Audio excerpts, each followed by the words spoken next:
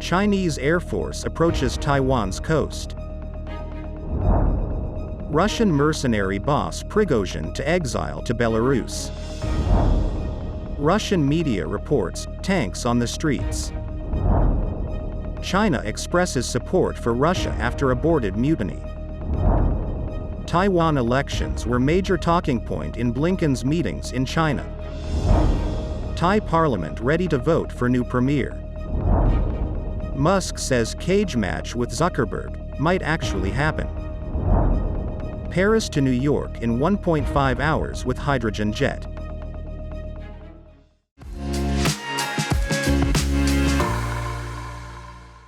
Hello, I'm Amber. Thank you for joining us on Funday News. It is Monday, June 26th, and here are your top stories. Taiwan's defense ministry said 8 Chinese warplanes crossed the Taiwan Straits median line and approached close to the island's contiguous zone that is 24 nautical miles off its coast last Saturday. In a statement, Taiwan's defense ministry said that starting around 8 a.m. local time last Saturday, it had detected 19 Chinese warplanes, including J-10 and J-16 fighters. 8 of those crossed the median line and got close to the 24 nautical mile mark. Taiwan's defense ministry said Taiwan sent up its own aircraft, dispatched ships in response, and activated land-based missile systems. Last Saturday, the Chinese military's Eastern Theater Command, which covers Taiwan, published pictures on its WeChat account of J-16 fighters taking off on a training mission, far out at sea, that happened recently.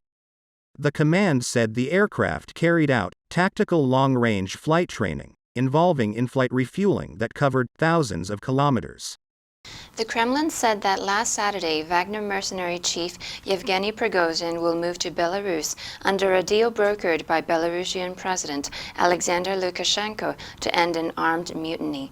Kremlin spokesman Dmitry Peskov told reporters the criminal case that had been opened against Prigozhin for armed mutiny would be dropped, and that the Wagner fighters who had taken part in his march for justice would not face any action in recognition of their previous service to Russia. Peskov said Wagner fighters who had not taken part would sign contracts with the Defense Ministry, which has been seeking to bring all autonomous volunteer forces under its control by July 1st. Peskov said the agreement had the higher goal of avoiding confrontation and bloodshed. He declined to say whether any concessions had been made to Prigozhin, other than guarantees of safety for him and for Prigozhin's men, to persuade him to withdraw all his forces. Reports of tanks on the streets have emerged in Russian media after the Wagner Group, a private paramilitary unit, allegedly declared war on the Kremlin. Last Saturday, the state-controlled Russian news outlet RT published a report about tanks, armored personnel carriers, and other military hardware being spotted and filmed on the streets of Rostov-on-Don. RT reported one clip released last Saturday morning appears to show 2 tanks parked in a crossroads while being flanked by several infantrymen. Though the videos have not been fully verified, the extensive military presence they appear to show lends credence to Prigozhin's claims about taking control of the city's military sites. Russian military forces have also been sighted mobilizing across Moscow in the wake of Prigozhin's declaration. Putin initially remained silent on the situation as it began to play out last Friday. Last Saturday, he finally spoke out during a televised address, calling Wagner's actions a stab in the back. A day after an aborted mutiny by the Wagner Group of heavily armed mercenaries, the Chinese Foreign Ministry said on Sunday that China supports Russia in maintaining its national stability. The Russian Foreign Ministry said the Chinese side expressed support for the efforts of the leadership of the Russian Federation to stabilize the situation in the country in connection with the events of June 24th and confirmed its interest in strengthening the cohesion and further prosperity of Russia. Russia's Deputy Foreign Minister Andrei Rudenko held talks with China's Foreign Minister in Beijing on international issues on Sunday. China's foreign ministry later said that China supports Russia in maintaining its national stability and that the recent escalation in tensions in Russia was Russia's internal affairs. China earlier made no comment on the rebellion that Putin said threatened Russia's very existence, while Western leaders including U.S. President Joe Biden said they were closely monitoring the situation.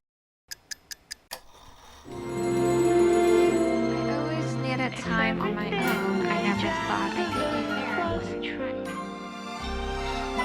I take your blessings with your heartaches too. It's so easy and so wonderful to know it's you. 学习，一切从今天开始。Funday 英语。The Wall Street Journal reported Sunday that Chinese officials pressed U.S. Secretary of State Antony Blinken on Washington's stance regarding the upcoming 2024 elections in Taiwan during his trip to Beijing last week. But Blinken maintained that the Biden administration would keep an even-handed stance and does not support any meddling. Chinese officials sought to induce Washington's cooperation against Taiwan's Vice President Lai Ching-te, considered by Beijing as a member of the pro-independence wing. Taiwan's 2024 election, scheduled for next January, was a major topic of discussion during Blinken's meetings with Chinese officials.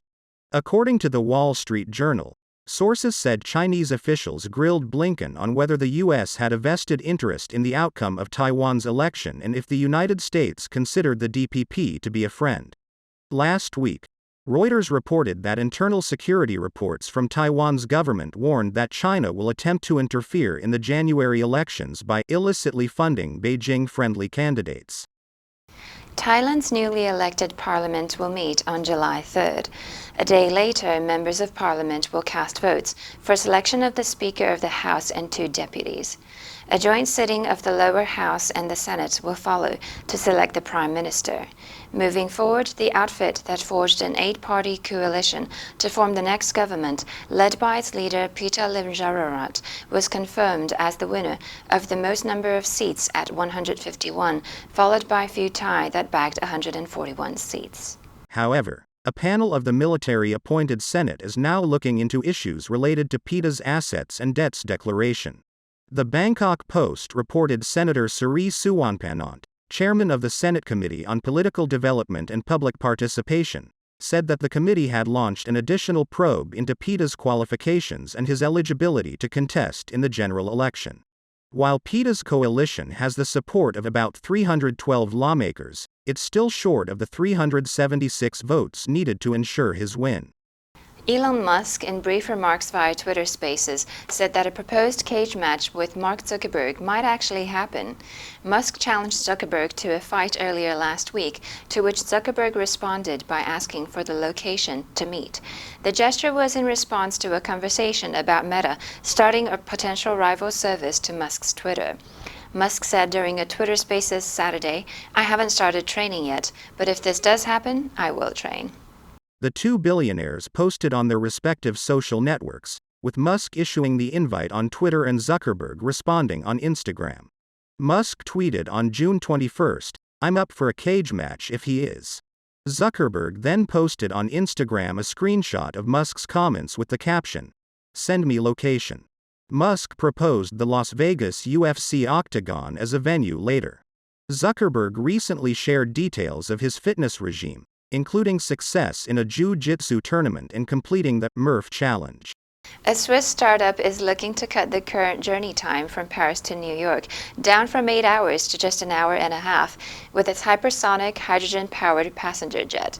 Destinus claims its technology will make a flight from Frankfurt to Sydney last just 4 hours 15 minutes as opposed to 20 hours, while a flight from Frankfurt to Shanghai would take 2 hours 45 minutes, 8 hours shorter than that journey currently takes. It also opens the opportunity to shorten travel around the globe.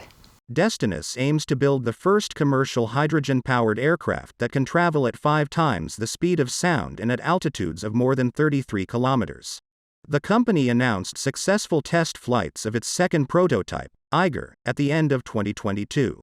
In April, the company received a boost in investment, announcing its participation in a program run by Spain's Ministry of Science, part of the Spanish government's plans to develop hydrogen-powered supersonic flights.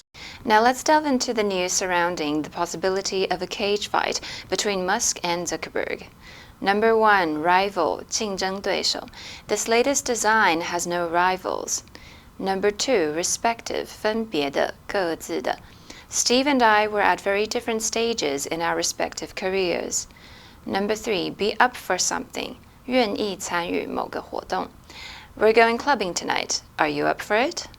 And that's all for today's Funday news. Be sure to tune into Funday news from Monday to Friday and click the link below to join Funday for free. I'm Amber, your host, and I'll see you next time.